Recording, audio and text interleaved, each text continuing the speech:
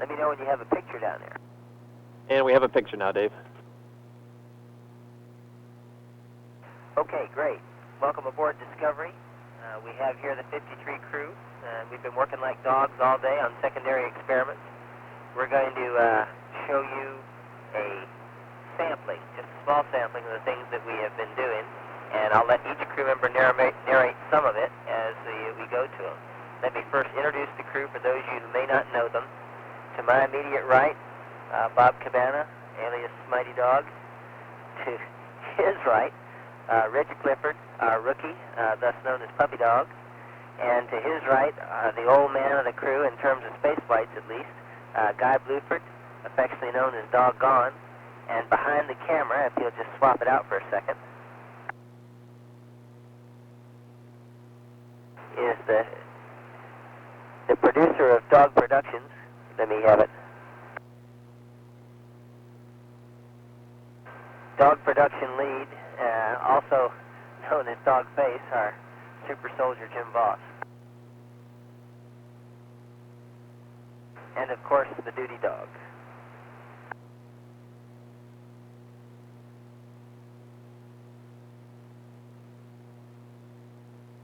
Okay, we're going to cut to the video now and show you a little bit of some of the things we've been doing. I'll start it off, and then I'll pass it on to others as time comes on. And please don't take this narration to be indicative of the best we can do, because we're freewheeling it on this first one. Opening shot, of course, of the mascot in a pretty well executed inverted roll to an inverted landing on the upper instrument panel. First up, a little bit about blast, taped earlier obviously. If you look here, you can see the business end of blast. That's the image intensifier, the laser detector, and the camera that we use to help us track it with, cabling, which then connects it to electronics assembly and a videotape recorder, and finally to a PGSC portable computer, which records the data that we collect. And the purpose of blast is to pick up a laser on the ground and transmit data up to the detector and the electronics in flight, where it can be read out on board. This would enable people to find and locate, for example, a downed air crewman or someone else in trouble on the ground, and that's the initial, that's the reason for this test, which we hope will have operational applications eventually. And we are still plugging away trying to get it to work. It's the first time it's flown, and we expect to get it to work later on. Here's a little scene of the middeck. I think I'll go ahead and let Jim take over the narration here for a while, and then he can pass it on to the next crew member. Yeah, here you can see Bob Cabana up in the window. I'll let him tell you what he was up to with Earth Ops.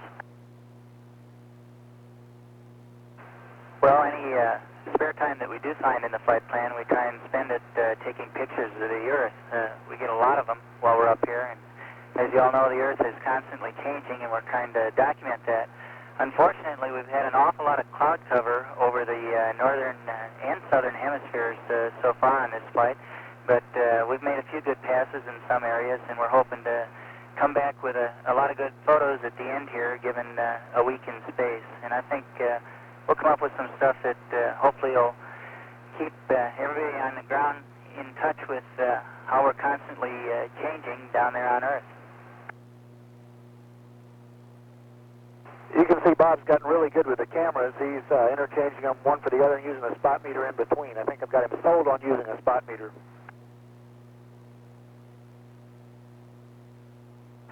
Now we'll go back around the flight deck, and we'll head downstairs through the interdeck access and take a look at what's going on downstairs on the middeck.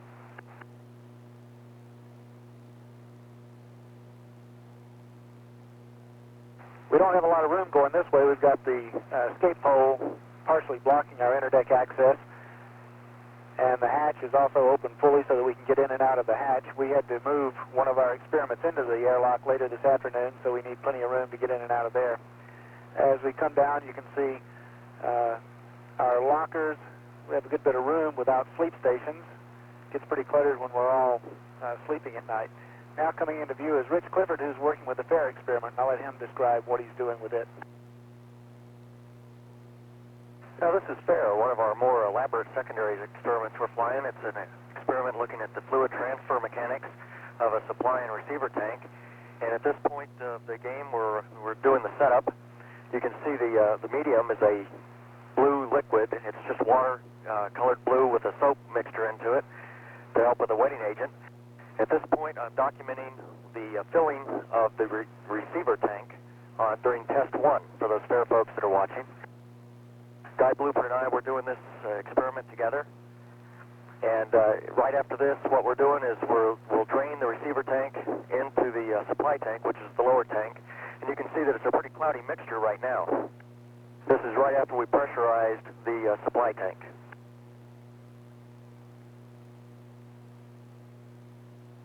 Just a pan. It's a pretty. It took us a while to set this up. It takes 2 camcorders coverage to view the 2 different angles onto the receiver tank, and then we take photo documentation with 35 millimeter. One of the unique aspects of it is that when we vented the receiver tank to vacuum for the evacuated fill, it took almost 30 to 45 minutes, which is a little longer than we expected. However, the fill went according to plan, and the experiment's doing well.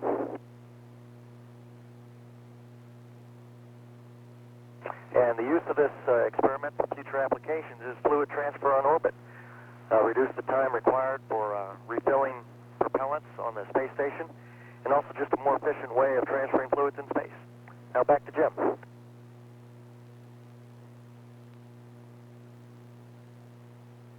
Another experiment we're doing is Hercules, and here's Guy working with it, and he'll tell you about what he's doing.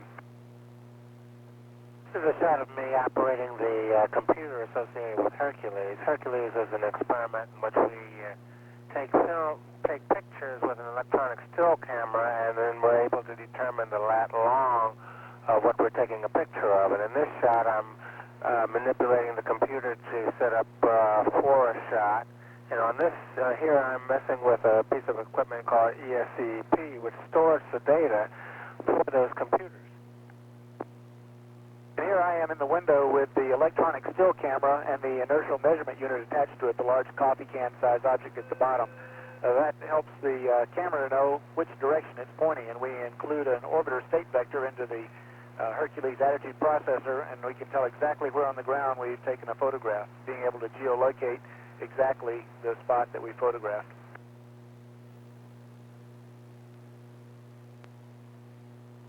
And here's Dr. Cabana working on our rookie. Nobody else would volunteer for this. Well, we're flying a number of medical DSOs.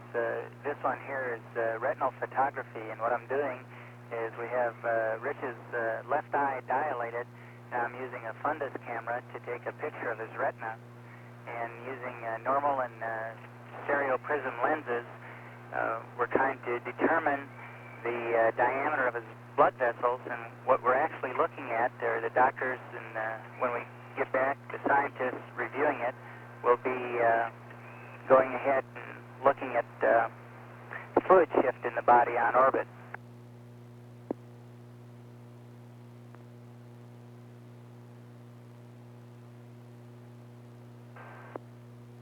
Determine is if this fluid shift is related to space adaptation syndrome or space motion sickness. Again, to document fluid shift, change in pressure, right here I'm anesthetizing Rich's eye so that when I take a measurement here with a tonopen, a tonometer, touching his eye, you won't be able to feel it.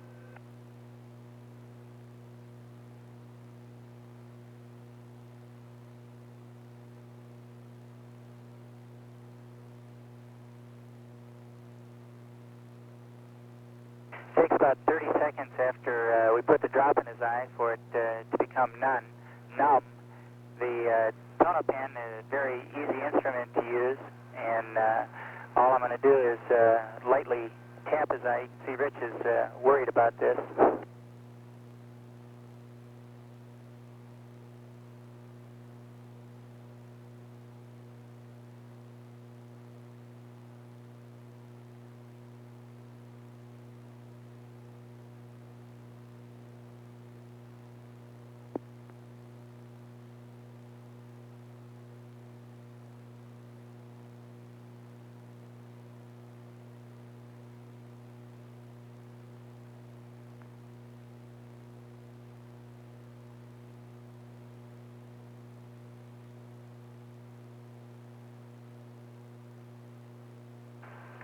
Well, here you can see me tapping his eye with the tonopan, and it's measuring the pressure inside the eye.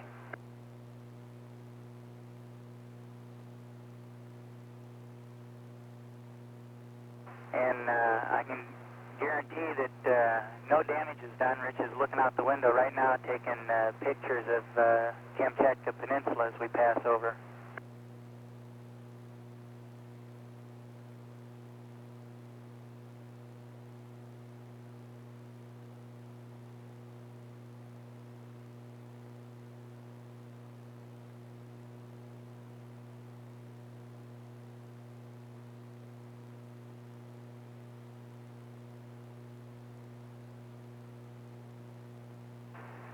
And one other thing we did during the day was a wastewater dump.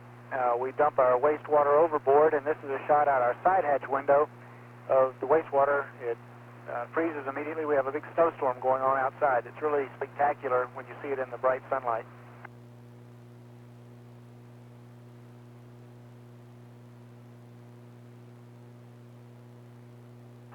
We did quite a few other things today, but we didn't have time to put all of them together. We'll try to show you some of those later in the week, and we'll make sure that we cover everything that we've done during our flight, and we'll pass on some video of all the different secondaries that we're involved with while we're up here.